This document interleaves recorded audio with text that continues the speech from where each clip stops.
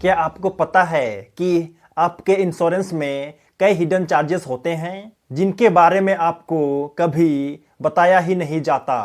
आपको लगता है कि 10,000 रुपया का प्रीमियम भर रहे हैं, लेकिन असल में आपका पैसा कहाँ जा रहा है। अगर आप भी इंश्योरेंस लेते वक्त इन छिपे हुए चार्जेस से बचना चाहते हैं तो इस वीडियो को अंत तक देखें। जब भी आप इंश्योरेंस खरीदते हैं तो आप सिर्फ प्रीमियम पर ही ध्यान देते हैं, लेकिन असली खेल वहीं शुरू होता है।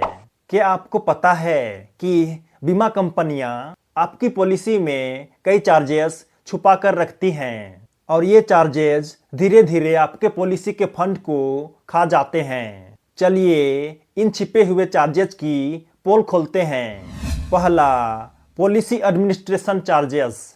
यह चार्ज हर साल आपके पॉलिसी को मैनेज करने के नाम पर लिया जाता है। मतलब आपने पॉलिसी ली और हर साल कंपनी इस बहाने से पैसे काटती है। दूसरा, मोर्टालिटी चार्जेस। यह चार्ज आपके जीवन के रिस्क को कवर करने के लिए लिया जाता है। यानी जितनी आपकी उम्र बढ़ेगी उतनी ही यह चार्जेस बढ़ता जाएगा। तीसरा, फंड मैनेजमेंट चार्जेस। अगर आपने यूलिप प्लान लिया है तो समझ लीजिए कि हर साल 1-2% चार्ज सिर्फ फंड मैनेजमेंट के नाम पर कटेगा। चौथा, सरेंडर चार्जेस। अगर आपने बीच में ही पॉलिसी बंद कर दी तो कंपनी बोलेगी रुको, सरेंडर चार्ज देना होगा और आपका अच्छा खासा पैसा कट जाएगा। पांचवा, मेडिकल टेस्ट चार्जेस। कुछ पॉलिसियों में मेडिकल टेस्ट जरूरी होता है और इसका पैसा भी कई बार ग्राहक से ही वसूला जाता है। छठवां, प्रीमियम अलोकेशन चार्जेस। जब आप बीमा खरीदते हैं तो आपको प्रीमियम का कुछ हिस्सा एजेंट कमीशन, एडमिन फीस आदि में चला जाता है। यह पहले कुछ वर्षों तक अधिक होता है और बाद में घट जाता है। सातवां, ग्रांटेड रिटर्न चार्जेस।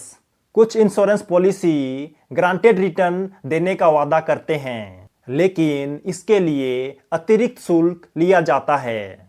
यह आमतौर पर आपके निवेश राशि का 0.5% से लेकर के 1% तक हो सकता है। आठवां, टॉपअप चार्जेस। अगर आप मौजूदा पॉलिसी में अतिरिक्त पैसा जोड़ते हैं तो बीमा कंपनियां टॉपअप चार्ज लेती हैं। यह शुल्क आपकी टॉपअप राशि का 1 से 2% तक हो सकता है। नौवां, non payment and late fee charges. यदि आप समय पर प्रीमियम नहीं भरते तो पेनाल्टी लग सकती है। लेट फी या रीइंस्टेटमेंट चार्ज लागू हो सकता है। और लास्ट 10वां, पॉलिसी स्विचिंग चार्जेस। यदि आप अपने यूलिप फंड को एक विकल्प से दूसरे में बदलते हैं तो इसके लिए तय सीमा के बाद चार्ज लगता है। आमतौर पर साल में 2-3 बार मुफ्त स्विच की अनुमति होती है। इसके बाद शुल्क लिया जाता है। अब आप सोच रहे होंगे, भाई ये सब तो ठीक है, लेकिन इससे बचे कैसे? सबसे पहला कदम, पॉलिसी डॉक्यूमेंट्स को ध्यान से पढ़ें। दूसरा, सिर्फ एजेंट की बातों पर भरोसा ना करें, खुद से भी रिसर्च करें।